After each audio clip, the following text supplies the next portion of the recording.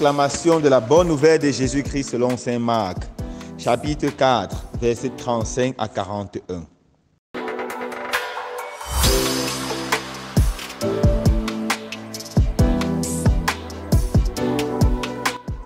Ce jour-là, le soir venu, Jésus dit à ses disciples, « Passons sur l'autre rive. » Quittant la foule, ils emmenèrent Jésus, comme il était dans la barque, et d'autres barques l'accompagnaient.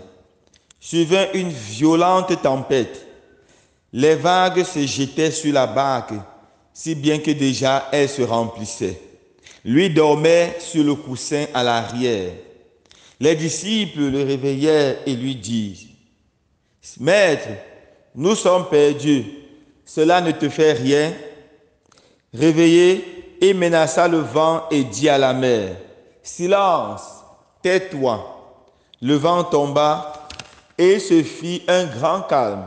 Jésus leur dit, « Pourquoi êtes-vous si craintifs?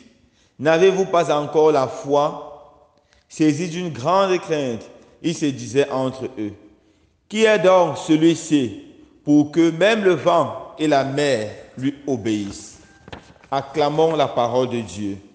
Louange à toi, Seigneur Jésus.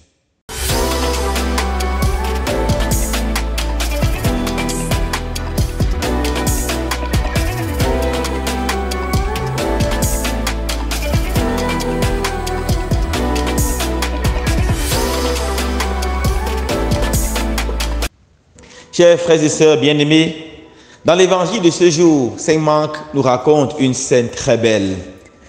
Jésus est sur la barque. Après avoir utilisé la barque comme pupille pour prêcher l'évangile, Jésus est sur la barque et va avec ses disciples. Subitement, une grande tempête éclate. La barque secoue. Les vents sont violents et les disciples paniquent. Les disciples commencent à avoir peur. Jésus est là dans la barque paisiblement et il dort. Alors, première chose, frères et sœurs bien-aimés, comment comprendre le sommeil de Jésus devant une telle situation? C'est vrai, Jésus était fatigué après une longue journée de travail, de prédication sans arrêt. Mais ce qui justifie le sommeil de Jésus au cœur de cette tempête, c'est avant tout son calme intérieur, sa confiance totale en son Père, son abandon à l'amour de Dieu le Père. Frères et sœurs bien-aimés, qu'est-ce qui nous fait perdre le sommeil? Pourquoi est-ce qu'on arrive à dormir paisiblement? Est-ce que c'est toutes les tempêtes qui sont dans nos cœurs, toutes les tempêtes qui sont dans nos vies, toutes nos peurs qui nous font perdre le sommeil? Et cette perte de sommeil détruit notre santé et finalement nous devenons malades et la situation devient pire. Nous devons, à l'exemple de Jésus, savoir abandonner tout aux mains de Dieu.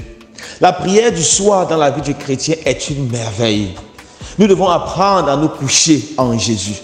Après avoir fini tout ce que nous avons fait dans la journée, nous devons achever notre journée en nous tournant vers le Seigneur, en lui remettant tous nos soucis, tous nos fardeaux, toutes nos craintes. Et là, nous allons dormir en paix. Nous allons dormir dans le calme, dans la quiétude, car Jésus est à nos côtés. Cette conviction que Jésus, la conviction que Jésus avait, c'est que son Père était à ses côtés. C'est pour cela qu'il ne craint aucun mal. Nous devons avoir la même conviction quand nous dormons. Jésus est à nos côtés. Jésus est à nos côtés. Nous devons craindre aucun mal. Alors, de cet évangile, nous pouvons retenir trois petites choses très belles. Première chose, la barque que Jésus a utilisée ne peut pas périr. Pourquoi? Parce qu'elle a servi le Seigneur. C'est cette barque qui se tenait pour prêcher la bonne nouvelle à la foule. Jésus est un Dieu fidèle. Il ne peut jamais abandonner un homme qui le sert. Jésus ne peut jamais abandonner une personne qui se dévoue pour lui. Une personne qui accepte de souffrir pour lui. Jésus avait d'abord dit aux apôtres, vous qui avez tout quitté pour me suivre, je vous promets 100 fois plus de bénédictions et de grâce dans ce monde et dans le monde à venir la vie éternelle. Frères et sœurs bien-aimés, n'ayons pas peur de servir le Seigneur. Le Seigneur est fidèle. Il saura comment nous servir au moment opportun. Il saura comment calmer la tempête ou les tempêtes qui surviendront dans notre vie. Mettons notre vie, mettons notre corps, mettons nos moyens financiers, mettons tout ce que nous avons au service de l'évangile. Et je vous garantis que le Seigneur ne nous lâchera pas. Le Seigneur disait à un saint, occupe-toi de mes affaires et moi je m'occuperai des tiennes. Deuxième chose qu'on va retenir de cet évangile, Jésus a le pouvoir de calmer toutes les tempêtes de notre vie. Peu importe la brutalité de la tempête, peu importe la violence de la tempête, Jésus a le pouvoir de la camper. Jésus a le pouvoir de la calmer. Et il y a beaucoup de tempêtes qui peuvent suivre dans notre vie. Les problèmes que nous rencontrons au quotidien. Le chômage, la peur de l'avenir, la maladie, l'insécurité et finalement la mort.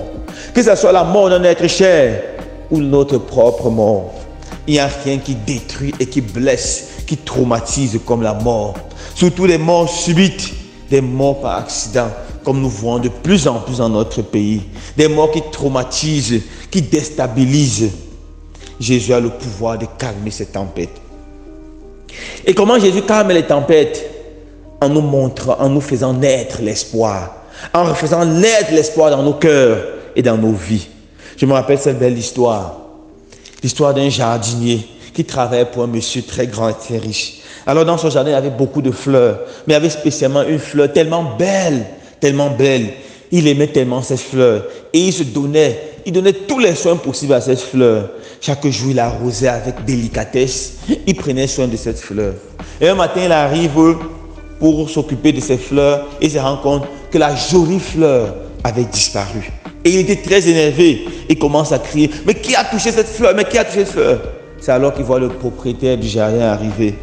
Et il dit au propriétaire du jardin son mécontentement. La belle fleur qui était ici, de la joie de mon jardin, je ne la vois plus. Et le propriétaire lui dit, je l'ai cueillie hier pour orner mon salon. Je l'ai cueillie hier pour orner mon salon. Souvent, nous avons un être cher que nous aimons, que nous chérissons. Mais à un moment, le Seigneur a besoin de cette personne au paradis pour orner le ciel.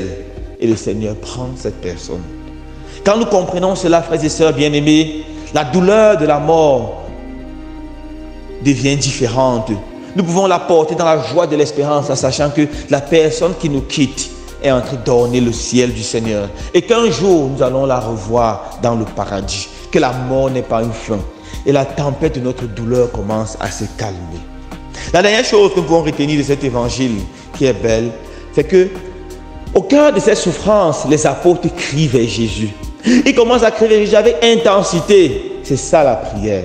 La prière, ce n'est pas rester un ensemble de formules préétablies. Non, ce n'est pas d'abord cela.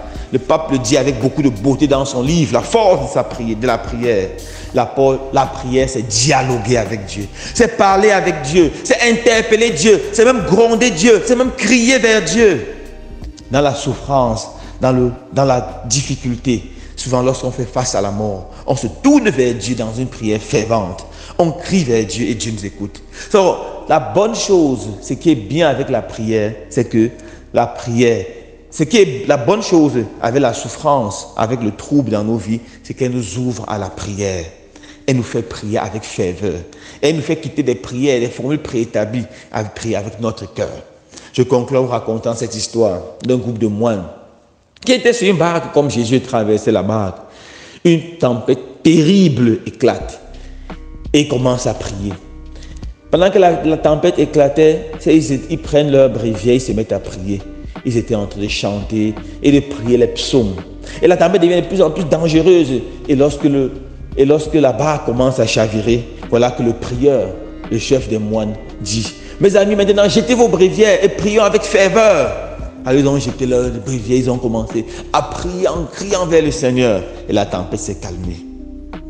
Ce n'est pas qu'ils ne priaient pas avant, bien entendu, mais c'est que l'intensité de leur prière, c'est que leur prière n'avait pas atteint cette grande intensité pour leur sauver. La souffrance fait souvent naître dans notre cœur, naître en nous une foi extraordinaire. C'est pour ça que la souffrance est souvent dans notre vie une grâce et une bénédiction. Demandons au Seigneur de donner la grâce de nous tourner toujours vers lui, spécialement quand nous traversons des moments de tempête, des moments de trouble et des moments de difficulté. Loué soit Jésus-Christ.